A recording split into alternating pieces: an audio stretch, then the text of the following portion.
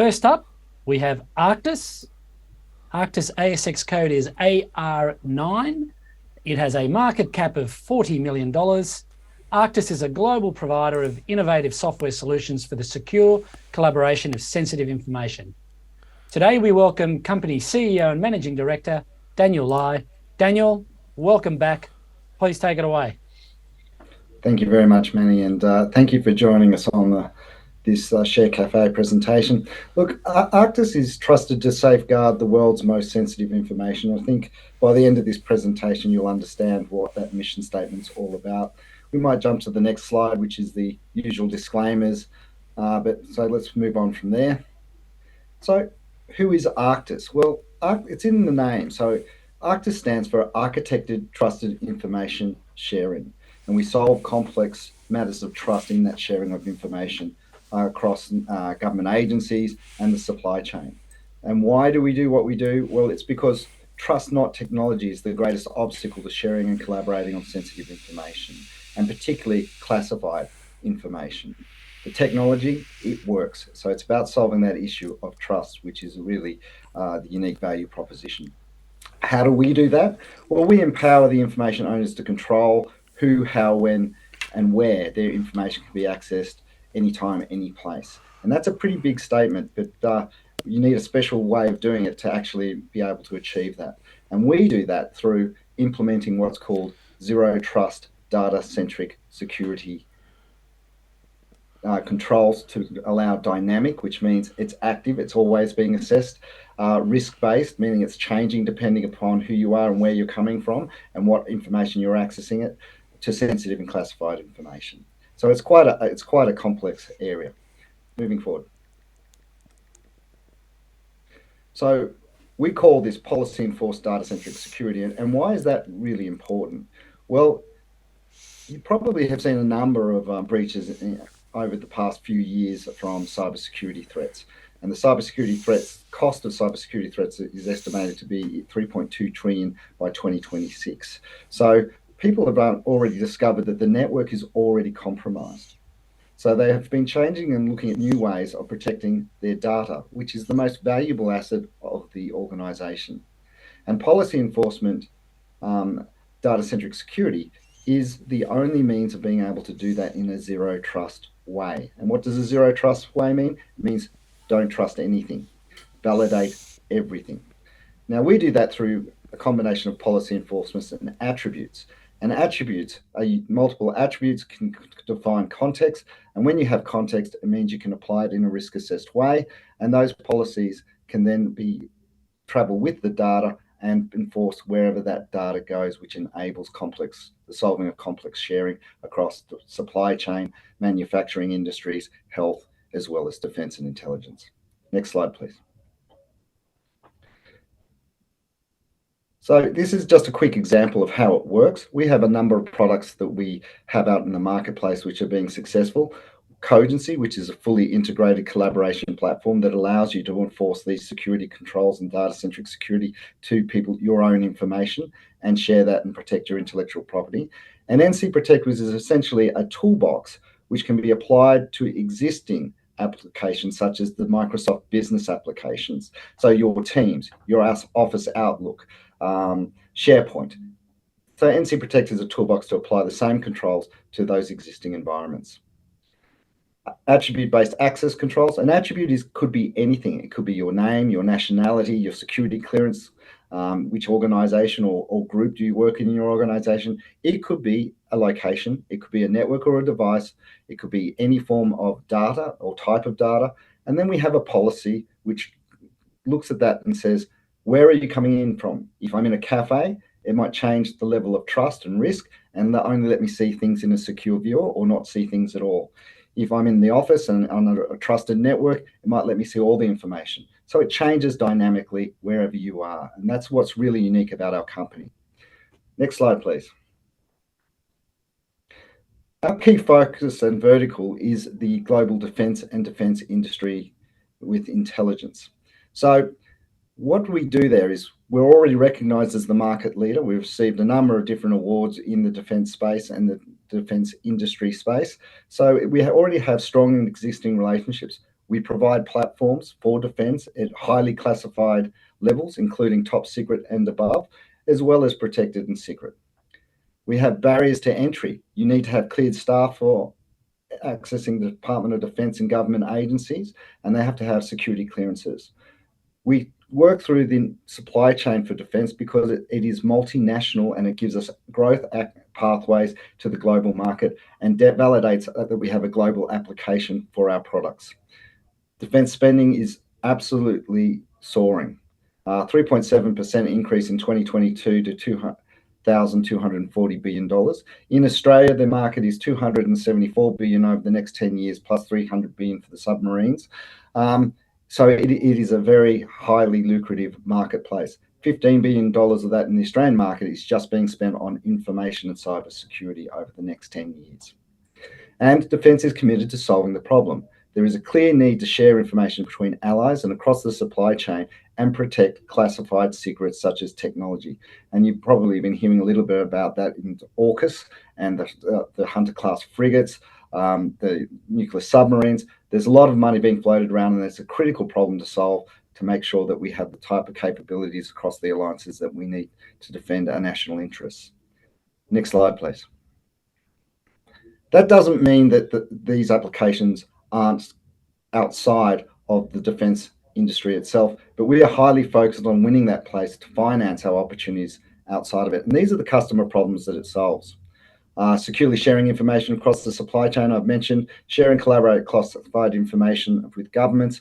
Share and collaborate between alliance partners. We already do that for the Department of Defence with their deployed information environments, and sharing between the Five Eyes partners, Canada, UK, US, and New Zealand. And of course, applying this type of data-centric security to their legacy systems to upgrade their cyber worthiness. And we also do it to enable complex problems of trust between multiple parties, where we allow different parties to set the terms and conditions prior to sharing that information, to be able to trust that that information won't get used against the terms and conditions that they set.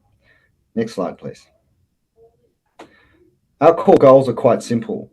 We expect to be the thought leader in data-centric security architecture globally, and we are already consulting to NATO, the UK MOD.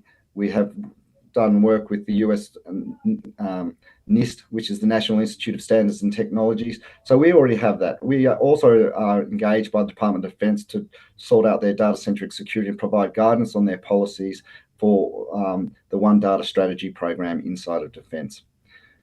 We are the premium provider of policy-enforced data-centric products already to the Australian Department of Defence. I mentioned the deployed information environment, and our Codency platform is in their classified spaces in high classified areas.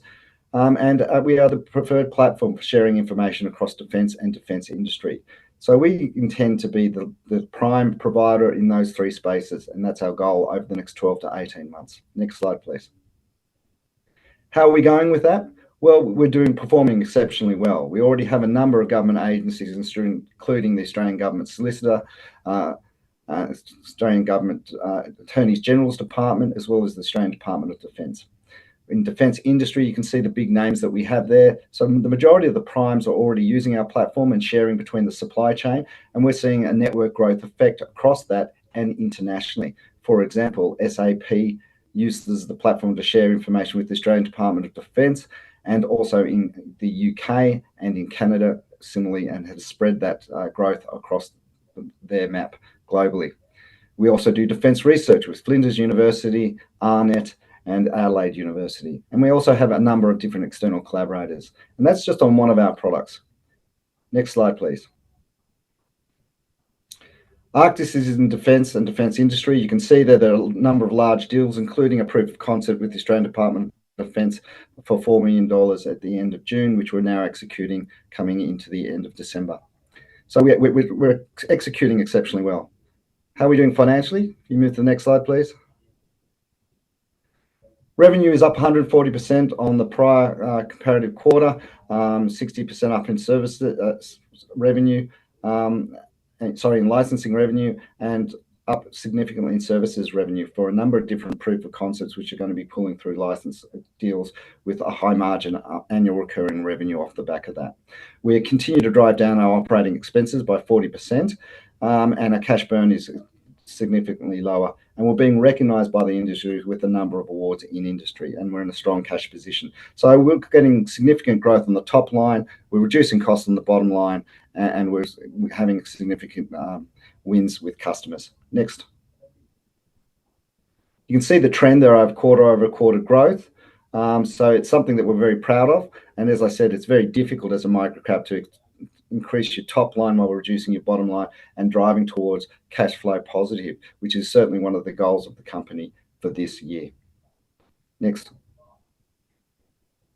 So the opportunities for re-rate in our area, we've just recently over the last 2 weeks announced some significant deals, one with BAE, another with the Australian Naval Infrastructure. But what's most important about the opportunities that we see ahead is, one, achieving cash flow positive, making sure the business is sustainable moving forward, and two, securing a large licensing deal with high margins with the Australian Department of Defence off the back of the number of proof of concepts that we're running with them inside of their organisation. And significantly, we're looking at demonstrating that we have a global capacity to deliver in a global market with an international deal that we are looking to secure by the end of the year as well. So a huge number of opportunities for the company in terms of growth, significant execution. Next slide, please. And of course, what are you investing in? Proven team, global market customers, award-winning company with military-grade products. So you don't need to understand cyber to know that the products are secure. They get tested regularly by the Department of Defence and other government agencies and have the right accreditations. And we certainly are in the right market at the right place. There's 12.5 billion in the data-centric security market. It's got a 23% compound annual growth rate, and it's the fastest growing area of cybersecurity in the marketplace. So thank you very much. We'll move on to any questions. Thanks, Dan. We do have a couple of questions that have been coming in, so let's start with number one. So the question is, given recent announcements, publicly available info relating to ANI, Babcock, BAE, Maritime Systems, etc., is it fair to suggest a key part of ArchTIS' recent strategy has been to secure the supply chain relating to SSN and AUKUS nuclear subs production? Look, it's been the strategy all along. It's not a recent strategy. We've always been targeting the defence supply chain because our unique value proposition is securing sensitive and classified information across that supply chain. You saw me state one of the key goals there was to be that preferred provider. And it's just those wins are just demonstrating that we're executing that strategy well. It's not just about the nuclear submarines. There's planes, boats, you name it, submarines. There's all sorts of areas of that industry, and it's a massive industry. So we want to dominate that industry, and we're being successful in our execution. Okay. One general question that's come through is, what is the catalyst that you can, what do you think is the catalyst that could lead to exponential growth for ArchTIS? Oh, look, AUKUS is certainly one of those catalysts. I mean, it is absolutely driving an integrated supply chain across the three allies. It is front of mind. The Defence Strategic Review is pouring money into this, and it's a high visible priority for the government. But most importantly, there's other allies out there that need to be integrated. We've recently seen the Quad, which involves Japan and India as well. And obviously there's Singapore and the impacts of China in the Pacific. But no, look, I suspect that once we achieve a significant license inside of the Department of Defence, a lot more will fall because of that relationship. Right. Okay. And how do you ensure that you get more than your fair share of what that budget is? Like, how do how do you go about that? How do you go about positioning yourself to get your share? Well, it's one of those things people say to me often, why defence? Why not go commercial and address the commercial market first?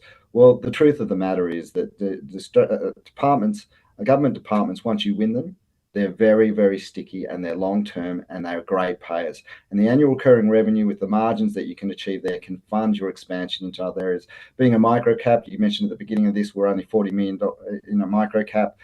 We've seen the share price rise from about 10 cents to 14 cents over the last month off the back of those announcements. And we've been doing this for 3 years. we are extremely well positioned in all of those key objectives that we stated up front. And by dominating those and executing against those, you'll find yourself as as the premier provider selected. They don't want to have to buy from multiple providers. They want one provider to stick with. Okay. So you've recently had 2 wins with BAE, I believe, and the Australian Naval Infrastructure. Why are those 2 particular wins important?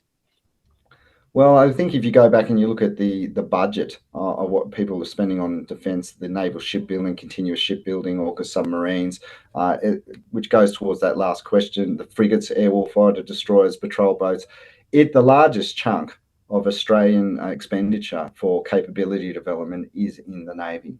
And it went, so that's a significant domino. And to your last question, how do you get your lion's share of that? If you are the premier provider for secure collaboration in that space, you've won the game. So those 2 announcements just indicate that we are winning in that space. Okay.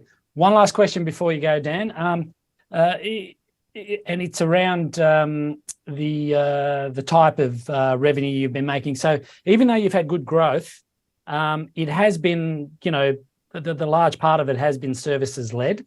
Is that a concern to you that it is services led or not? No, not at all. I mean, I think that it does impact on your margins. We typically target in the mid-60% margins for the company. We want to be a high margin growth company.